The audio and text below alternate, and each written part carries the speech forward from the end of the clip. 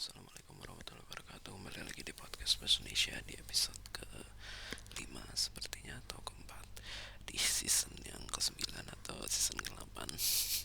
Jadi ya seperti itulah, saya tidak tahu secara pasti karena memang setiap season itu ada beberapa yang saya lewati, dan mungkin beberapa episode juga mungkin ada yang tidak benar-benar menjadi satu episode karena mungkin itu hanya sebuah rekaman yang tidak jadi karena sudah terlanjur diinterupsi, meskipun saya tidak mau menghapusnya karena memang sudah kurang lebih hampir 3 menit saya coba rekam jika saya tidak salah. Jadi saat ini saya masih kurang 4 episode lagi jika saya tidak salah, yang perlu saya buat sekitar 40 menit. Tentunya itu waktu yang cukup lama, meskipun terkadang tidak terlalu terasa di waktu luang saya yang mungkin cukup jarang saya mendapatkan waktu yang benar-benar terjadwal sehingga saya tidak mungkin diinterupsi di tengah-tengah. Jadi seperti itulah, saya ingin menggunakan waktu luang ini benar-benar seefektif mungkin, sehingga pada waktu luang yang lain yang dimana saya memiliki kemungkinan diinterupsi cukup sering, saya hanya perlu mengedit atau memproses rekaman yang sudah saya persiapkan sebelumnya untuk menjadi suatu video yang diupload, yang tentunya untuk penguploadannya juga saya coba jadwal yang tentunya batas waktunya itu pekan depan saya sudah harus siap 7 episode lagi, meskipun terkadang sejak pekan yang lalu sepertinya saya coba menyiapkan per satu episode, karena waktu itu sudah saya bisa menyiapkan lebih dari satu season atau lebih dari 7 episode. Jadi itulah sebabnya saya mencoba untuk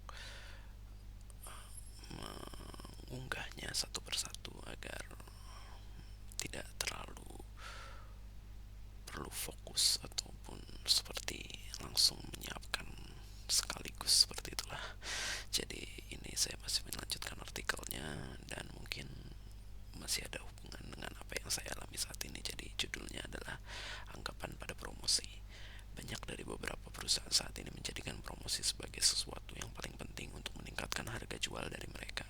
Promosi memang secara literatur tidak terlihat menguntungkan, namun jika didukung oleh bisnis yang kuat, hal ini dapat menghasilkan keuntungan yang luar biasa, khususnya dalam permasalahan nama baik. Memberikan suatu promo memang merupakan kondisi di mana pembeli atau pengguna menjadi orang yang paling diuntungkan. Akan tetapi pada dasarnya secara tidak langsung terdapat beberapa anggapan di balik keuntungan tersebut. Memberikan suatu sokongan terhadap perusahaan lain menjadi salah satu anggapan yang ada di dalam bisnis suatu perusahaan yang memberikan promosi dengan perusahaan lain yang ingin mengiklankan produk terkait. Selain itu, tentunya hal ini juga dapat berdampak positif kepada pemberian tanggung jawab kepuasan dari pengguna atau pembeli dari perusahaan yang memberikan promo. Meskipun terlihat menguntungkan kepada seluruh pihak, terkadang pemberian promosi ini tidak dilakukan dengan baik sehingga menimbulkan kritisi dari sejumlah pihak. Salah satu kritisi tersebut adalah barang yang diberikan promosi seringkali kurang berguna meskipun diberikan secara murah atau gratis sekalipun. Hal ini mungkin disebabkan oleh perusahaan yang ingin memasangkan iklan tidak terlalu ingin memberikan biaya yang besar. Pengguna atau pembeli yang mendapatkannya memang tidak akan rugi karena harga yang murah yang bisa didapatkannya, namun mereka tetap pasti harus mengeluarkan usaha tambahan untuk menjual barang tersebut karena tidak mungkin bisa terpakai. Contoh barang yang seperti ini biasanya karena terlalu spesifik, meskipun pada dasarnya sebagian besar pengguna atau pembeli merupakan masyarakat umum yang memiliki kebutuhan yang berbeda-beda.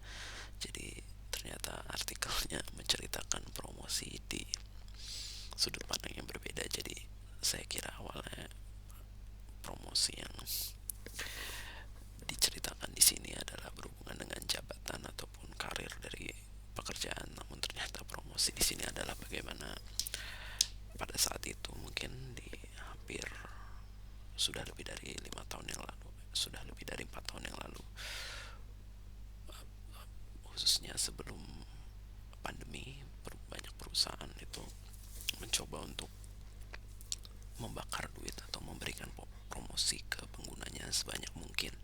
Meskipun pada dasarnya setelah mereka tiba-tiba menghadapi kondisi seperti pandemi, mereka terkadang harus tiba-tiba beradaptasi, yang tentunya tidak setiap perusahaan dapat melakukan tersebut, sehingga berakhir dengan kerugian ataupun tutup. Jadi pada saat itu beberapa perusahaan memang ternyata pandemi tidak terlalu berpengaruh terhadap mereka, sehingga mereka terus membakar duit, sehingga pada suatu titik di mana pandemi itu sudah mungkin dianggap tidak ada sebagai sebagian orang, dan kemudian disitulah efisiensi dari perusahaan mencoba untuk diberikan, sehingga pada saat itu tentunya tidak, setelah pandemi sudah dianggap selesai bagi sebagian orang, malah justru terdapat suatu kondisi yang biasa kita sebut sebagai resesi, di mana hal tersebut juga membuat banyak perusahaan menjadi merugi dan tutup.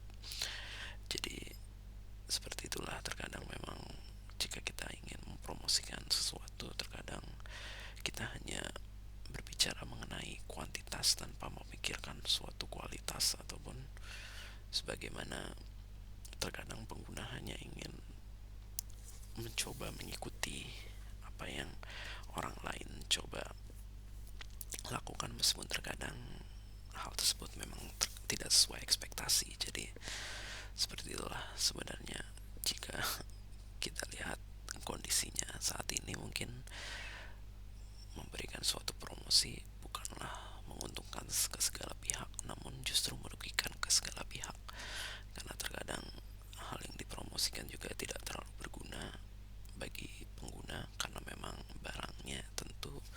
nilai barangnya tentu bukan merupakan barang yang seharusnya dijual pada harga tersebut. Jadi terkadang hal tersebut hanya buang-buang uang dari sisi penjual ataupun pengguna, ataupun bahkan perusahaan yang menyediakan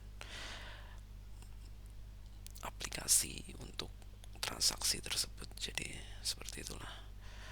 Jadi memang berbeda dengan apa yang saya pikirkan saat ini mengenai karir, karena memang jika kita menghubungkan atau melihat bagaimana perusahaan melakukan efisiensi, tentu hal tersebut juga berhubungan dengan karir dari setiap pegawai ataupun pekerja yang ada di dalam perusahaan tersebut, karena tentunya mereka akan menjadi cukup sulit untuk mendapatkan suatu promosi ke jabatan yang lebih tinggi, karena memang perusahaan akan terus mencoba untuk efisiensi mungkin agar dapat menghadapi segala hal yang mungkin tidak akan sesuai ekspektasi. Jadi seperti itulah, memang terkadang beberapa perusahaan yang mungkin sudah cukup besar dapat, bisa dibilang, terus berkembang sebagaimana saham dari mereka, karena memang akan terus meningkat, karena mereka masih bergantung pada suatu aset yang mungkin memang secara fisik ada barangnya, dan tentu hal tersebut memang tidak akan pernah turun. Namun pada suatu saat hal tersebut sebenarnya bisa saja terjadi, sebagaimana pada saat pandemi dimulai, hampir semua saham tentunya akan mengalami penurunan, karena memang beberapa aset tidak lagi terlalu berharga, karena tentu banyak orang yang akan menjual aset agar dapat bertahan dalam suatu kondisi yang memang cukup berat untuk mereka lalui. Jadi seperti itulah, memang terkadang penurunan dari suatu harga aset atau suatu harga barang itu sebenarnya disebabkan oleh banyaknya supply dan mungkin permintaan yang sama saja, ataupun permintaan yang justru menjadi lebih sedikit, karena memang begitulah konsep dari ekonomi. Memang tentunya semua orang berharap bahwa permintaan terus meningkat, dan diiringi juga dengan